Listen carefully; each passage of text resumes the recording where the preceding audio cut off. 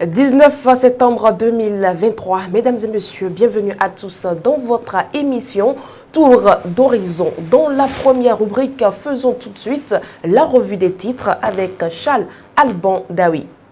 Fidèles internautes de Guérite TV Monde, bonjour. La revue des titres de ce mardi 19 septembre 2023 démarre avec ce titre du quotidien Nasiara, siège de l'Assemblée nationale à Porto Novo, une démolition injustifiée quand les intrigues politiques font disparaître les traces des milliards des contribuables. Quotidien Matin Livre. Année scolaire 2023-2024, une rentrée des classes diversement constatée.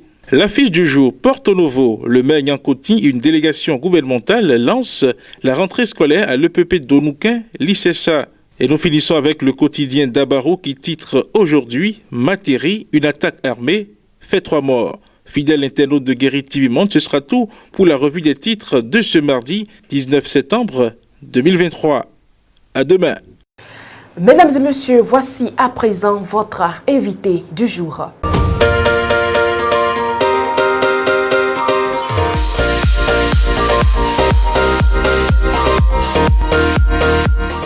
Toute personne a des droits. Même prisonnier, il a des droits. Même déjà le fœtus conçu dans le ventre de sa maman a droit à la vie. Donc quand vous êtes en prison, vous avez droit à l'alimentation à l'heure et à temps.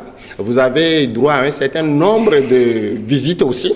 Vous avez droit également au loisir, le temps qu'on vous sort pour jouer, pour discuter, pour faire ceci.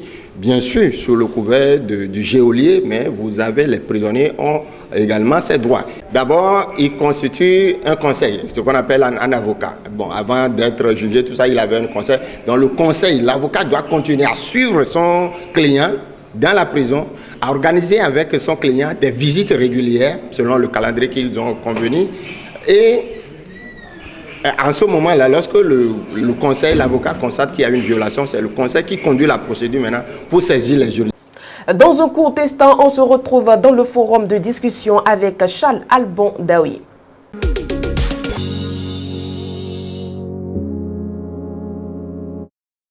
Forum de discussion du 19 septembre 2023. Nous y sommes déjà. Charles Alban Daoui, bonjour. Bonjour, Latifat Kawed.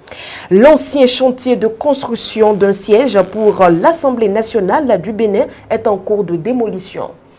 C'est exact. Nous sommes allés faire le constat et on a vu ces engins-là sur le terrain qui ont commencé à casser donc, le bâtiment. C'est juste à l'entrée de la ville de Porto Novo et cette action-là fait suite à une décision prise par le gouvernement. On se rappelle qu'en 2017, il y avait une étude qui a été menée sur le terrain pour voir si il fallait continuer les travaux sur ce site-là ou s'il fallait tout simplement abandonner le site. À en croire les conclusions de ces travaux-là, c'est qu'il n'est pas possible de continuer les travaux sur ce site-là puisque ce qui a été fait jusque-là ne répondrait pas aux normes. Ce sont les rapports de l'enquête qui le disent, c'est pas moi. Donc du coup, il avait été annoncé depuis que oui, comme on ne peut plus utiliser ce bâtiment-là, il vaut mieux raser ce bâtiment-là pour pouvoir exploiter le site à d'autres fins. Donc c'est ce que nous sommes en train de voir, c'est ce à quoi nous sommes en train d'assister depuis quelques jours ici même dans la ville de Porto Novo. C'est bien dommage que l'on en soit arrivé à cette conclusion, c'est bien dommage qu'on en soit arrivé à cet extrême-là, parce que oui, quand on prend le bâtiment en question, ce sont des Béninois, ce sont des cadres béninois qui ont conduit les travaux de réalisation de ce chantier-là, ce sont les entreprises béninoises qui ont gagné le marché, etc., etc. Et ça fait quand même 13 milliards de francs CFA, 13 milliards, sinon plus de 13 milliards de francs CFA, qui partent comme ça en l'air, c'est pas du tout intéressant pour l'image de ce pays et c'est la preuve que oui, malheureusement, les Béninois, les cadres de ce pays, il y en a qui malheureusement n'ont pas vraiment d'amour pour ce pays. Sinon, mais quand on dit 13 milliards, 1 milliard ça fait 1000 millions.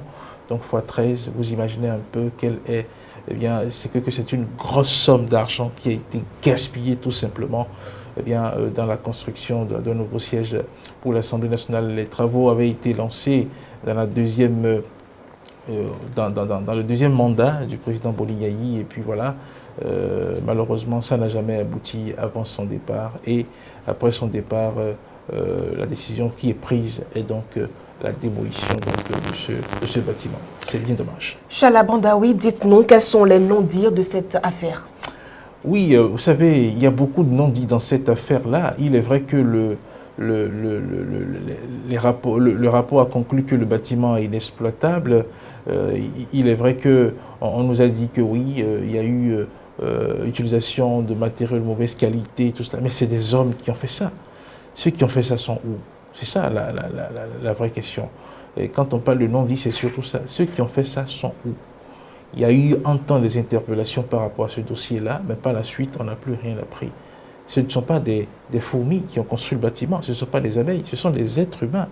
Et ceux qui ont conduit les travaux, ceux qui étaient aux responsabilités, quand ça a été fait, sont encore là, sont encore en vie. Qu'est-ce qu'on leur dit? Qu'est-ce qu'ils disent?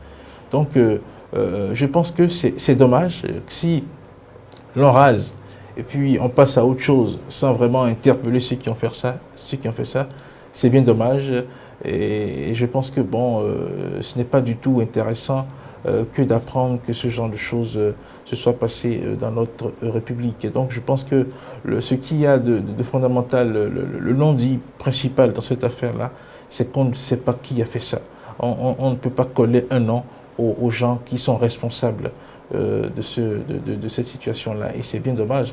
Je pense que après avoir démoli, l'idéal serait que oui, on mette un nom sur les responsables de ce scandale, de cette affaire-là, qui a coûté plus de 13 milliards de francs CFA aux contribuables béninois. Parce que ça a été fait, eh bien, je pense qu'avec les sous du contribuable béninois, donc il faut bien que l'on revienne sur cette affaire-là pour responsabiliser des personnes qui ont pu conduire les travaux et qui malheureusement n'ont pas fait aboutir les travaux. Merci à vous, Chala Bandaoui. C'est moi qui vous remercie. Mesdames et messieurs, c'est déjà la fin du forum de discussion. Voici la prochaine rubrique de votre émission Tour d'Horizon.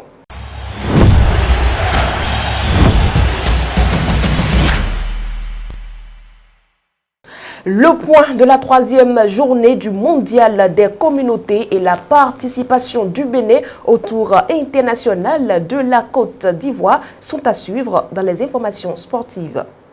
La compétition bat son plein au Mondial des communautés 2023 au Bénin avec une 3e journée de matchs passionnants qui ont eu lieu le dimanche 17 septembre 2023. Les équipes engagées ont rivalisé avec détermination, offrant aux spectateurs une série de rencontres captivantes. Voici un récapitulatif des résultats de cette 3e journée. Groupe A, Tchad versus Liban, 1-0 en faveur du Liban. Dans le groupe B, Gabon-Nigeria, 1-0 également en faveur du Gabon. Dans le groupe C, nous avons la République démocratique du Congo et le Congo-Brazzaville. Ce match s'est soldé avec un score de 4-2 en faveur du Congo-Brazzaville. Dans le groupe B, le Cameroun et le Mali se sont séparés avec un score de 2-1 en faveur du Mali. Autre actualité sportive, le coup d'envoi du Tour international de la Côte d'Ivoire 2023 a été donné ce lundi 18 septembre 2023 avec la première et la deuxième étape de la compétition. Et pour ces deux premières sorties, le Bénin a marqué une belle entrée. La performance remarquable de Ricardo Sodjede a été le moment fort de cette étape initiale. Il a réussi à se hisser à la deuxième place du classement des jeunes coureurs lors de la première étape, ce qui témoigne de son talent et de sa promesse en tant que cycliste. De plus, il a obtenu une solide 4e place au classement général de l'étape numéro 1, démontrant ainsi sa compétitivité sur la scène internationale. À l'étape 2, le Béninois a fini 5e dans le classement au temps, puis 4e au classement général individuel. Mesdames et messieurs, ne vous demandez pas pourquoi quelqu'un continue de vous faire du mal. Demandez-vous plutôt pourquoi vous continuez de lui donner ce pouvoir. C'est ainsi terminé pour ce numéro de votre émission Tour d'Horizon. Merci de nous avoir suivis et à demain.